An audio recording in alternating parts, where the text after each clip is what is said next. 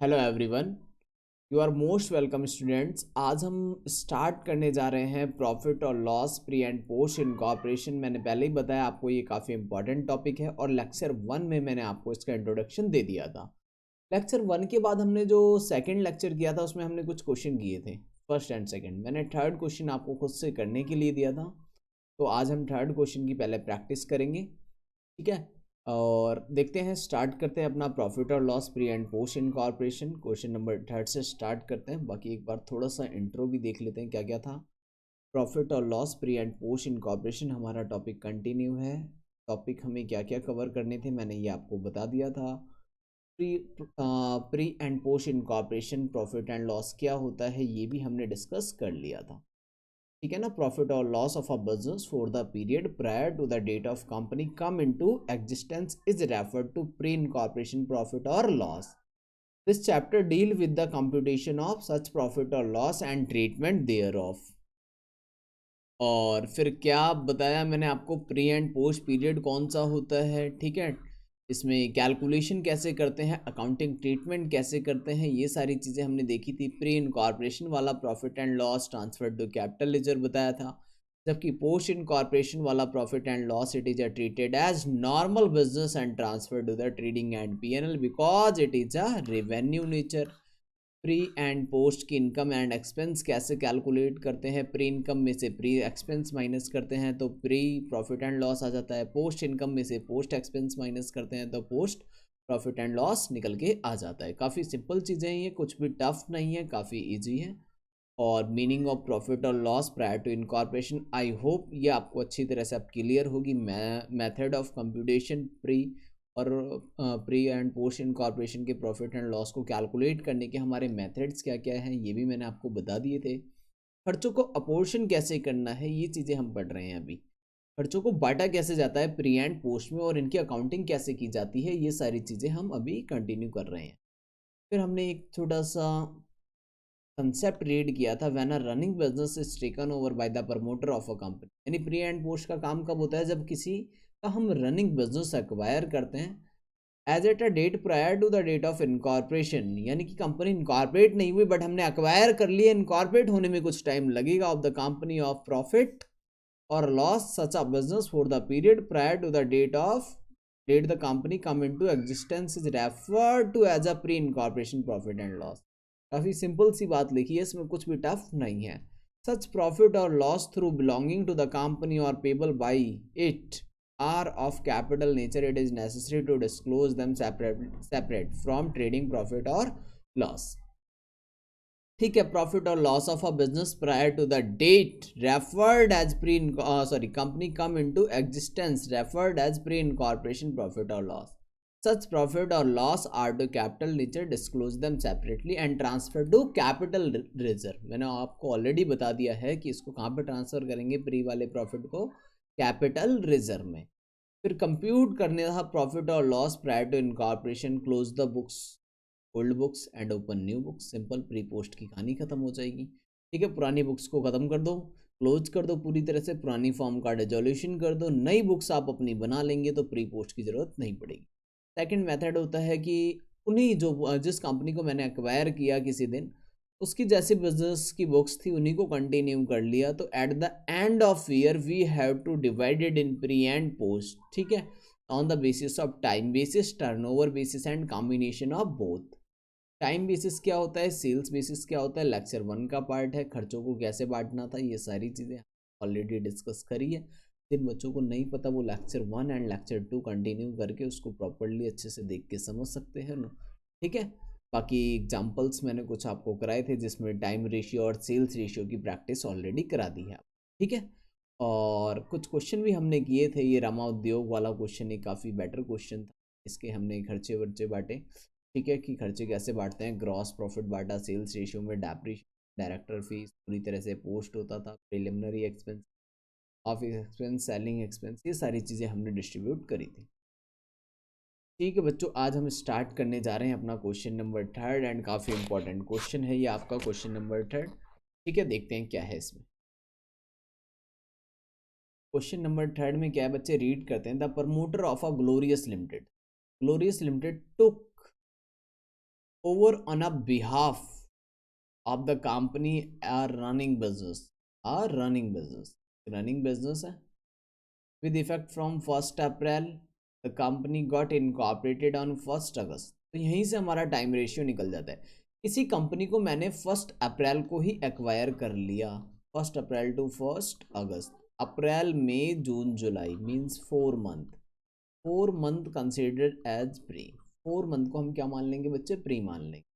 After August, 1st August to 31st March at the end of year, यानी कि next 8 month considered as post incorporation period, pre and post में divide कर लिया। The annual account are made up to 31st March 2012 the which reveal that sales for the whole year 1600 lakh की sales है। Sales कितने की है, 1600, with sales till 31st July 400 lakhs. Okay, sales 400 lakh है। Gross profit ratio was 25%। ठीक है, question में आगे क्या लिखा है, सैलरी है, rent and insurance, sundry office expenses. ठीक है, सन्ड्री ऑफिस एक्सपेंस के बाद traveller commission, discount allowed, bad debts, फिर है हमारे पास director fees, tax, audit fees, depreciation on machinery, debenture interest. ठीक है, डिवेंचर इंटरेस्ट के बाद है हमारे पास लिखा है प्रिपेयर स्टेटमेंट, एक स्टेटमेंट बनाए showing the calculation of profit for the pre incorporation and post incorporation period. चलो बच्चों इसका फॉर्मेट बनाते हैं और फिर समझते हैं क्या है इस क्वेश्चन में। कुछ भी टफ नहीं है, आपको सेल्स दे रखी है, टोटल फुल ईयर की सेल कितनी है, 1600 lakhs, out of which sales 31st जुलाई तक की सेल्स ऑलरेडी गिवन है 400 लाख। तो ग्रॉस प्रॉफिट है, प्री वाली सेल्स भी गिवन है, तो पोस्ट वाली सेल कितनी हो जाएगी, प्री वाली अगर सेल हमारी 1400 की है बच्चे, तो पोस्ट वाली कितनी हो जाएगी, 1600 में से लेस कर दो 1200। Gross profit is 25% of sales, 25% and 25% of 1200, this is our gross profit. इसमें से हम ये सैलरीज एक्सपेंस जो भी है माइनस करेंगे। ठीक है, फॉर्मेट बनाते हैं फिर देखते हैं क्या करना है। हमारी जो सेल्स रेशियो है, सेल्स रेशियो की मैं बात करूँ तो 1400 और 1200 है, 1:3। एंड बच्चे अगर बात करें हम टाइम रेशियो की इस क्वेश्चन के अंदर, तो 4 मंथ और 8 मंथ था, प्री एंड पोस्ट में 4 मंथ एंड 8 मंथ गिवन था, राइट। तो 4:8 means 1:2, this is our time ratio. अब सबसे पहले हम निकालते हैं ग्रॉस प्रॉफिट। तो सेल्स हमें पता है 1400 और 1200 है, हम यहाँ लिख लेते हैं सेल्स टोटल है 1600 की, 400 एंड 1200 हमारी सेल्स है। ग्रॉस प्रॉफिट कैलकुलेट कर लेते हैं, इसका 25% है, सिंपल है बिल्कुल। ग्रॉस प्रॉफिट कैलकुलेट करते हैं तो 25% इसका करना पड़ेगा हमें। सेल्स वैसे लिखने की ज़रूरत नहीं थी, मैंने आपको समझाने के लिए लिख दिया। इसका 25% हो गया 400, और 400 का 25%, gross profit is 25% of sales, right. तो 400 का 25% आ गया बच्चे 100, और 1200 का 25% आ गया 300। सिंपल। अब हमें लेस करने हैं इसमें से सभी खर्चे, जितने भी एक्सपेंसेस हैं वो घटाने हैं।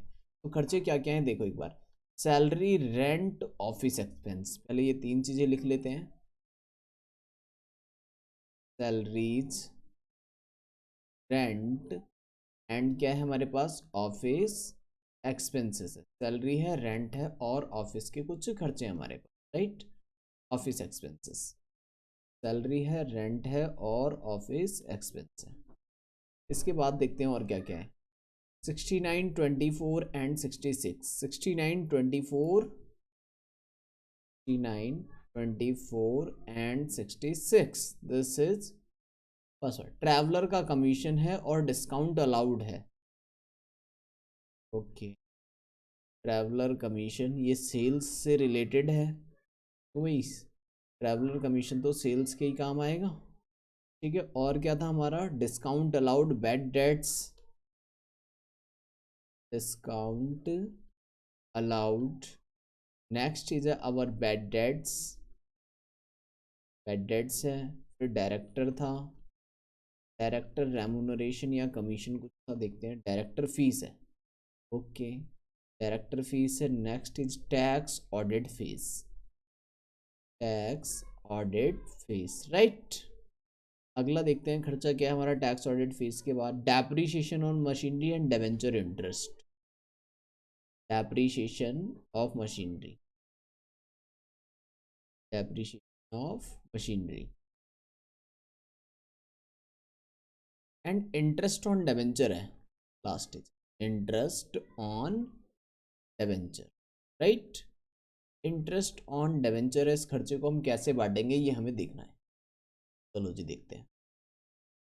चलो बच्चों आगे देखते हैं। इसमें खर्चा था ट्रैवलर कमीशन है 16 का, 12 का, एक खर्चा है 16, डिस्काउंट अलाउड है 12। बेड डेट्स कितने हैं हमारे, बेड डेट्स हैं बच्चे, बेड डेट्स हैं हमारे 4 एंड 25 और 9 है, 25 है, 9 है। टैक्स ऑडिट फीस क्या हमारा, डेप्रीशिएशन है 12 और 11, राइट। अब जो हमारा ये लास्ट वाला खर्चा है इंटरेस्ट ऑन डिबेंचर, ये तो हमें पता है पोस्ट में आएगा, ये तो पूरी तरह से क्लियर है कि ये कहाँ पर आएगा, पोस्ट में आएगा, तो 11 तो पोस्ट में आ जाएगा। पर डेप्रीशिएशन ऑफ मशीनरी है ये टाइम रेशियो में बढ़ता है और हमारा टाइम रेशियो 1:2, टाइम रेशियो में बढ़ेगा, दैट इज 1:2, 1:2 में बढ़ेंगे, ठीक है। 3 से डिवाइड करेंगे 4 आ जाएगा और 8 आ जाएगा। टैक्स ऑडिट फीस कैसे बांटते हैं अभी देखते हैं। डायरेक्टर फीस पूरी तरह से पोस्ट है, टैक्स ऑडिट फीस मुझे समझाना है थोड़ा सा उसमें। डायरेक्टर फीस पूरी तरह से पोस्ट होती है तो 25। बेड डेट्स कैसे बांटने चाहिए बताओ जी, बेड डेट्स कैसे बांटने चाहिए बच्चों, तो बेड डेट्स हमारे सेल्स रेशियो में बटने चाहिए। सेल रेशियो कितना था अपना, देखो सेल रेशियो था भाई 1:3, 1:3 में बटना चाहिए, तो 1 and 3 आ जाएगा क्योंकि 4 है। डिस्काउंट अलाउड भी हमारा सेल रेशियो में होना चाहिए, मीन्स 12 1:3 में होना चाहिए, तो 3 एंड कितना हो जाएगा ये, 1:3 में बांटेंगे तो और 9, राइट। 3 and 9। ट्रैवलर का कमीशन भी हमारा सेल रेशियो में बटना चाहिए, दैट इज 1:3, काफ़ी सिंपल है। 4 और 12। ऑफिस के एक्सपेंस ये तो हमारे टाइम रेशियो में बटने चाहिए थे, टाइम रेशियो तो 1:2, 1:2 में बांट देंगे, तो 3 से डिवाइड करो 2, 2 and 4, राइट। रेंट भी हमारा टाइम रेशियो में ही बटना चाहिए, सैलरी भी हमारी टाइम रेशियो में बटनी चाहिए 1:2, 1:2 में। 3 से डिवाइड करेंगे 8 आ जाएगा और 3 से डिवाइड करेंगे तो 23 आ जाएगा और 46 आ जाएगा, ठीक है बच्चे। टैक्स ऑडिट फीस कैसे बांटते थे, ऑडिट फीस होता है तो जनरली हम ये मानते हैं कि वो कंपनी का होगा तो पोस्ट इनकॉर्पोरेशन फी में डालते हैं, पोस्ट इनकॉर्पोरेशन पीरियड में डाल देते हैं। बट टैक्स ऑडिट फीस के लिए मैं आपको एक पॉइंट दिखाता हूँ, वापस आते हैं थोड़ा थ्योरी वाले कंसेप्ट पे। दिस इज ऑडिट फीस के लिए मैंने आपको क्या बताया हुआ है बच्चे, देखो ऑडिट फीस का अगर हम डिस्कशन करें आज, तो ऑडिट फीस में हमने क्या पढ़ा था लास्ट टाइम, तो ऑडिट फीस में क्या था देखते हैं बच्चे यहाँ पर। For a company audit under the company act charge to post incorporation, no problem, सिर्फ ऑडिट फीस लिखा होता तो we assume that company audit. लेकिन टैक्स ऑडिट लिखा हुआ है तो अब हमें टर्नओवर बेसिस पे बांटना पड़ेगा, ये बात याद रखनी है। टैक्स ऑडिट लिखा हुआ था, ठीक है, on the basis of turnover in the respective of periods, okay. तो हम टर्नओवर रेशियो में बांटते हैं उसको, वापस आते हैं अपने क्वेश्चन पे और टर्नओवर रेशियो में डिस्ट्रीब्यूट कर लेते हैं, दैट इज 1:3। तो 1:3 में डिवाइड करते हैं 9 को, तो 9 को मैंने 4 से 9 डिवाइडेड बाई 4 कर लेते हैं, ये आ गया 2.25 एंड 6.75। आई होप अब आपको कोई प्रॉब्लम नहीं होगी इसके अंदर, ये सारी चीज़ें आपको अच्छे से समझ में आ गई, ठीक है। एक बार माइनस करते हैं, देखते हैं कितना कैलकुलेट होता है। तो 100 में से माइनस करते हैं 23, -8, -22, -4, -3, -1 एंड -2.25, देन माइनस कर लेंगे बच्चे हम 4, तो ये आ गया हमारा 32.75, 32.75। दिस इज हमारा, ये हमारा प्रॉफिट कैलकुलेट हो गया, this is our profit. And 100 -46 -16 -44 -12 -9 and -3 -25. This is -25 and -6.75 -8 और -11, तो ये आया 119.25। ठीक है, तो ये वाला प्रॉफिट हमें किस में डालना होता है, कैपिटल लेजर में डालना होता है। आई होप ये सारी चीज़ें आपको अच्छे से क्लियर हो गई होंगी। ठीक है, अगर कोई प्रॉब्लम है तो आप मुझे मैसेज कर सकते हैं, कोई भी डाउट्स है या ये पीडीएफ चाहिए तो आप मुझसे डायरेक्ट कर सकते हैं। चलिए बच्चों, नेक्स्ट क्वेश्चन देखते हैं। अब जो हम क्वेश्चन करने जा रहे हैं काफ़ी लेंथी क्वेश्चन है और काफ़ी इंपॉर्टेंट क्वेश्चन, अच्छे से रीड करिएगा बच्चे। देखते हैं क्वेश्चन में क्या है। Inder and Vishu working in a partnership registered a joint stock company under the name of Fellow Travelers Limited on 31st May 2011 to take over the existing business. It was agreed that they would have take over the assets of partnership firm. Partnership को acquire किया from 1 January 2011 for a sum of ₹3 lakh. अब ये भी बता दिया कि हमने किसी का बिजनेस एक्वायर किया है, तो एक्वायर कितने में किया है ये बात हमें गिवन है। And that the until the amount were discharge they would पे इंटरेस्ट। ठीक है, जब तक वो पेमेंट नहीं कर देते उस पर इंटरेस्ट भी पे करना पड़ेगा 6% पर एनम, यानी कि कंसिडरेशन पे अमाउंट पे। मैंने किसी का बिजनेस परचेज करा 3 लाख रुपए में, राइट। अगर बच्चे हमने 3 लाख रुपए में किसी का बिजनेस परचेज करा है तो पेमेंट भी तो देनी पड़ेगी 3 लाख की। बट अगर हमने जब तक पेमेंट नहीं देंगे तब तक उस पर इंटरेस्ट भी लगेगा, कितने percent, 6%। The company was paid on June 30 को पे करा, तब तक का इंटरेस्ट लग जाएगा। The discharge the purchase consideration, the company issue 20,000, तो इक्विटी शेयर दे दिए इन्होंने 10 रुपए वाले एट अ प्रीमियम ऑफ ₹1 पे। ठीक है, एंड अलॉट करा 7% डिवेंचर 1,50,000 का। Okay, the vendors at par pay. Fellow travellers limited give you the following information for the year ended. क्या क्या इन्फॉर्मेशन गिवन है ये देखते हैं। सबसे पहले हमें क्या गिवन है ये पढ़ते हैं। लिखा है purchase including inventory 1,40,000, sales given है। ओके, क्लोजिंग इन्वेंट्री गिवन है, एक्सपेंसेस गिवन है, carriage salary and wages, debenture का interest, depreciation, interest on purchase consideration up to 30th June, this is 9,000, selling commission, director fees, preliminary expenses, provision for tax, entire related with the company। Okay, सारा का सारा ये जो 6,000 रुपये है ये company का ही है। आगे क्या लिखा है रीड आउट करो। Prepare statement, apportion the expense and calculate profit loss for the post and pre incorporation period and also show how these figure would appear in the balance sheet of the company. Double काम आ गया question में। अब balance sheet भी बनानी पड़ेगी बच्चों इस question में। ठीक है, इस क्वेश्चन के अंदर हमें बैलेंस शीट भी बनानी पड़ेगी। ठीक है बच्चों, सबसे पहले हम अपना काम करते हैं। सबसे पहले काम क्या होता है हमारा, रेशियो निकालने का। तो सबसे पहले हम रेशियो कैलकुलेट कर लेते हैं, देन कुछ कर पाएंगे हम। हमें चाहिए पहले टाइम रेशियो।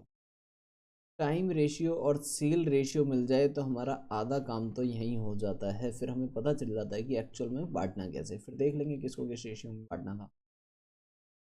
ठीक है बच्चों, इस क्वेश्चन में हमने एक्वायर किया था Inder and Vishu working in a partnership registered joint stock company the name of fellow travel limited. कब हुआ ये, 31 मई को। May 30 take over the existing business. It was agreed that the partnership firm from 1 जनवरी से 1 जनवरी को एक्वायर कर लिया था हमने। कितने रुपए में, 3 लाख में। और कंपनी इनकॉर्पोरेट हुई 31 मई को। तो जनवरी, फरवरी, मार्च, अप्रैल और मई। ठीक है ना, मई 31 है ना, तो 5 महीने तो ये आ गए हमारे। 5 महीने आ गए मेरे प्री में, जनवरी, फरवरी, मार्च, अप्रैल, मई प्री में। कैलेंडर ईयर है पूरा का पूरा ये, देखो 31 दिसंबर लिखा हुआ है, तो कैलेंडर ईयर पे काम करना है। और पोस्ट में आ जाएंगे हमारे बचे हुए month, 7 month.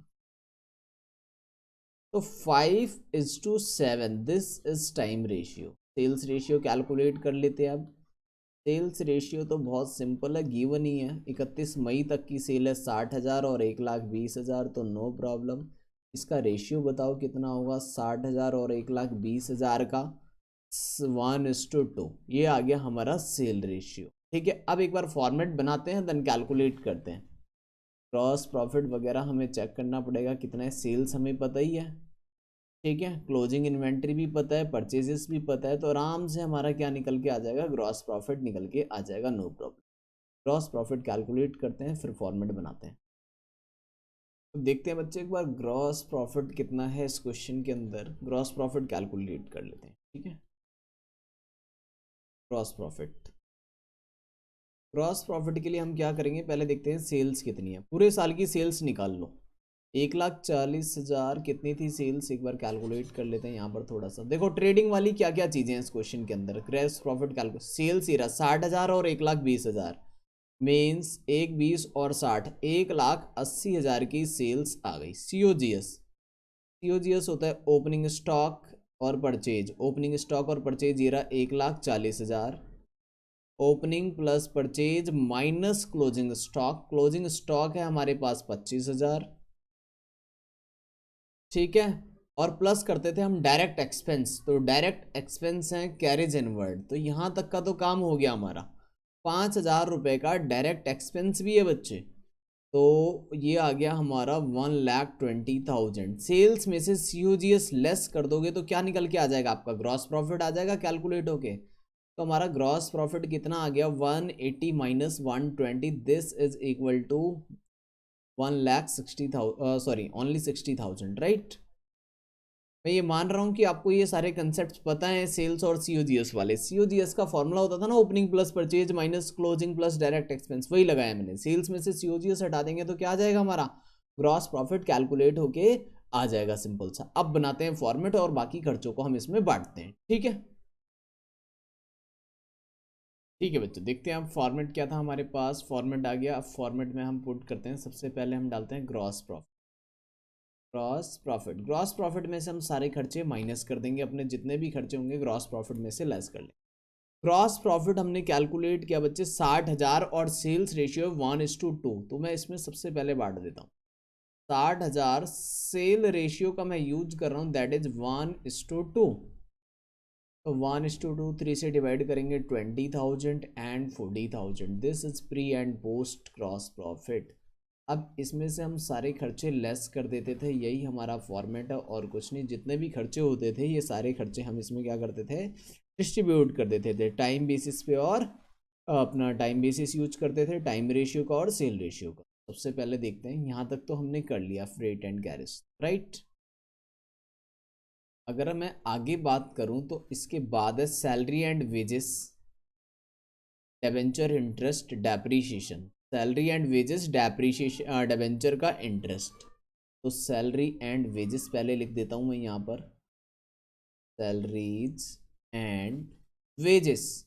Next is a interest on debenture, तो डिबेंचर इंटरेस्ट, डिबेंचर इंटरेस्ट लिख देते हैं, debenture interest. Salary and wages कितना था हमारा, 10,000, और ये है 5,250।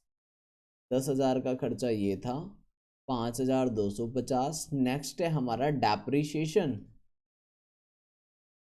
डेप्रीशिएशन, डेप्रीशिएशन तो हमें टाइम रेशियो में बांटना है, तो डेप्रीशिएशन कितना है, डेप्रीशिएशन है 1,000। फिर कुछ इंटरेस्ट है हमारा, interest on purchase consideration up to 30th June 9,000, okay. Interest on purchase consideration, पहले ये लिखते हैं, इंटरेस्ट ऑन परचेज कंसिडरेशन कब तक का, ये up to 31st of June तक का है, ये 31st of June तक का है, 9,000। एक्चुअल में बांटते थे हम इसको, एक क्वेश्चन में और आया था ये। और देखते हैं सेलिंग का कमीशन कितना है, सेलिंग का कमीशन है बच्चे हमारा, सेलिंग कमीशन है 9,000। सेलिंग कमीशन कितना है हमारा, सेलिंग कमीशन है हमारा 9,000, सेलिंग कमीशन भी 9,000 है, ठीक है। डायरेक्टर फीस 600 रुपये, प्रिलिमिनरी एक्सपेंस है 900 रुपये, ठीक है, ये भी हम डाल देते हैं। डायरेक्टर की फीस 600 रुपीज, डायरेक्टर फीस, और प्रिलिमिनरी एक्सपेंसेस, प्रिलिमिनरी एक्सपेंस 900, ये तो हमें पता है पोस्ट है ना, डायरेक्टर फीस भी पता है आपको पोस्ट है, तो 600 और 900, ये तो इमीडिएट ख़त्म कर दो इसको। प्रोविजन फॉर टैक्स सारा का सारा कंपनी का है 6,000 रुपये का। प्रोविजन फॉर टैक्स 6,000 रुपये का खुद लिख दिया इन्होंने कि पूरा का पूरा कंपनी का है, तो पूरा का पूरा कंपनी का है तो पोस्ट में डाल दो इसको। ठीक है, अब स्टार्टिंग से बांटते हैं, देखते हैं कैसे बांटेंगे। तो हमारी टाइम रेशियो थी इस क्वेश्चन के अंदर, टाइम रेशियो कितना था एक बार देखते हैं बच्चों, एक मिनट। टाइम रेशियो था 5:7, राइट। अगर 5:7 था टाइम रेशियो तो 5:7 में बांट दो इसको। टाइम रेशियो यूज करिए मैंने यहाँ पर। 5:7 में 10,000 को बांट देंगे। डेप्रीशिएशन भी 5:7 में डिस्ट्रीब्यूट करेंगे, इसको डिस्ट्रीब्यूट करते हैं। 10,000 को हम डिस्ट्रीब्यूट कर लेते हैं, तो 10,000 को हम डिस्ट्रीब्यूट करते हैं तो ये आ गया भाई 4167। ठीक है, इसमें से पोस्ट का निकाल लेते हैं तो आएगा 10,000 डिवाइडेड बाई 12 इंटू में 7 एंड नेक्स्ट, तो ये आ गया 5, 8, 3 एंड 3। ऐसे 1,000 को करेंगे तो ये भी वही आएगा 417 और 583। ठीक है, सिंपल सा। इंटरेस्ट ऑन डिबेंचर ये पूरी तरह पोस्ट में जाएगा क्योंकि कंपनी का होता है, तो ये हो गया 5250, 5250। अब है इंटरेस्ट ऑन परचेज कंसिडरेशन और सेलिंग कमीशन। सेलिंग कमीशन किस रेशियो में बढ़ना चाहिए? सेल्स रेशियो में। सेल रेशियो में बढ़ना चाहिए। सेल्स रेशियो कितना था? 1:2 था। तो 9,000 को 1:2 में डिवाइड करते हैं, 3 3 जा 9 और 3 2 जा 6, तो ये भी हमारा डिस्ट्रीब्यूट हो गया।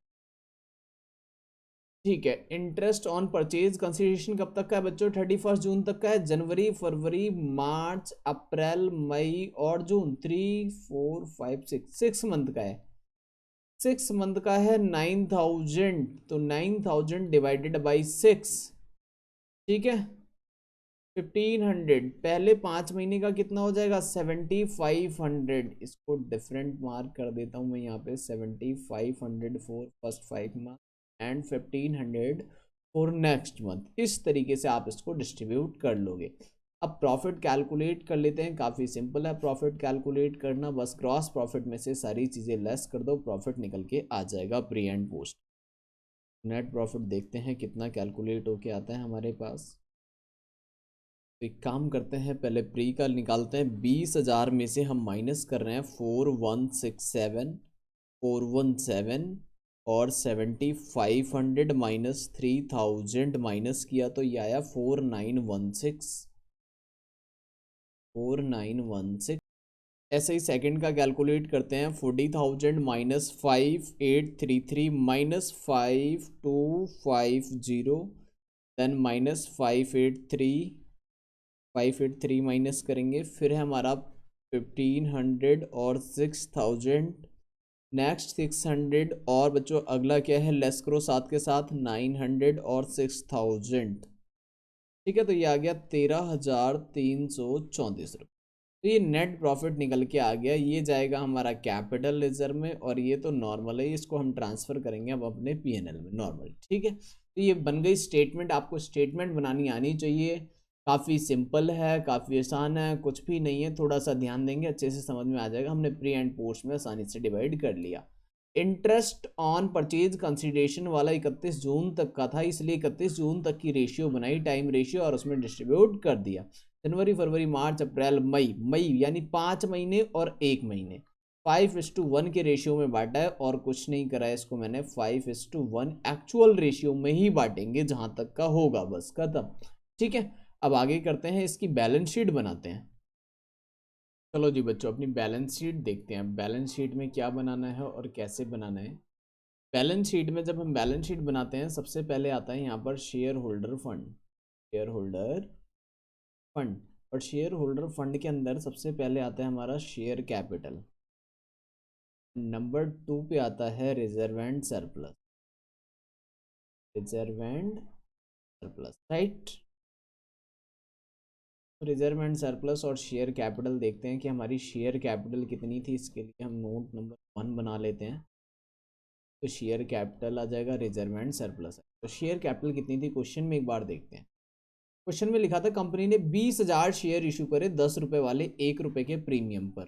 तो कितने शेयर हो जाएंगे, 20,000 शेयर हो जाएंगे 10 रुपए वाले, 20,000 शेयर हो जाएंगे कितने वाले, 10 रुपए वाले। तो 2 लाख रुपए की तो हमारी कैपिटल हो गई। 1 रुपए का प्रीमियम भी है इस पे, तो वो आ जाएगा रिजर्व एंड सरप्लस के अंदर। रिजर्व एंड सरप्लस के अंदर आ जाएगा ना security premium reserve. Security premium reserve है 1 रुपए, 20,000 शेयर का 1 रुपए का प्रीमियम, यानी कि 20,000 तो ये आ जाएगा।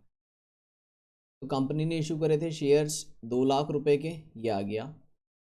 और रिजर्व एंड सरप्लस में एसपीआर आ गया। और एक कैपिटल रिजर्व में जाएगा 4,916, मैंने आपको ये बता दिया 4,916 रुपये कहाँ जाएंगे, कैपिटल रिजर्व में। तो कैपिटल रिजर्व आ गई हमारे पास 4,916 रुपये की।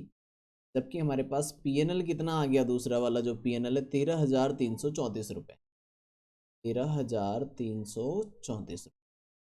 ठीक है, और कुछ तो है नहीं इसमें जो रिजर्व एंड सरप्लस में आए क्वेश्चन में, और कहीं प्रॉफिट गिवन नहीं था, तो इसका टोटल कर लेते हैं।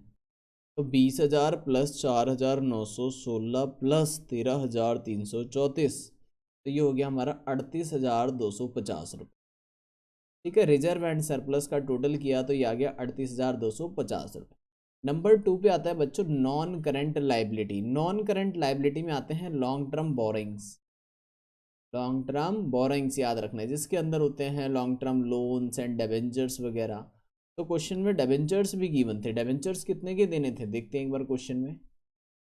7% डेबेंचर 1,50,000 रुपये के देने थे एट पार पे वेंडर्स को। ठीक है, तो 1,50,000 रुपये के हम डेबेंचर्स भी दे देंगे, नो प्रॉब्लम। इसमें तो कुछ करने की जरूरत ही नहीं है, क्वेश्चन में सीधा सीधा गिवन है। थर्ड पॉइंट आता है फिर हमारा नॉन करंट लाइबिलिटी के बाद बच्चों करंट लाइबिलिटी। करंट लाइबिलिटी में सबसे पहले आता है ट्रेड पेबल्स वगैरह या शॉर्ट टर्म प्रोविजंस, लॉन्ग और शॉर्ट टर्म बोरिंग्स। तो ट्रेड पेबल क्रेडिटर क्वेश्चन में नहीं था कहीं पे भी, यहाँ तो खर्चे थे सारे के सारे। तो हमने एक प्रोविजन बनाया था टैक्स का प्रोविजन, ये था 6,000 रुपये का प्रोविजन फॉर टैक्स, ये भी हमारी करंट लाइबिलिटी होती है। तो प्रोविजन फॉर टैक्स हम करंट लाइबिलिटी में दिखाएंगे शॉर्ट टर्म प्रोविजन के अंदर।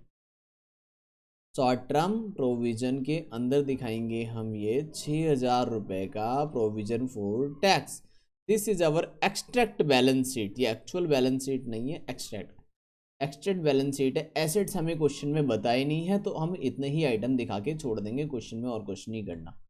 ठीक है, प्रॉपर बैलेंस शीट नहीं बनेगी, इतनी ही बैलेंस शीट बनेगी क्योंकि और इन्फॉर्मेशन नहीं है। This is called extract balance sheet. ठीक है, आप ऊपर हेडिंग में लिखेंगे एक्सट्रैक्ट बैलेंस शीट। तो जो आइटम आपको पता है कहाँ डालने हैं वो डाल दो, बाकी आइटम्स को ऐसे ही छोड़ दो जो नहीं पता। ठीक है, इसे कहते हैं हम एक्सट्रैक्ट बैलेंस शीट। ठीक है, यहाँ तक कंप्लीट हुआ। अब हम करेंगे नेक्स्ट वीडियो में और क्वेश्चन। आप यहाँ तक की प्रैक्टिस करो, बाकी करते हैं फिर हम नेक्स्ट वीडियो में। चलो जी, ओके, थैंक यू।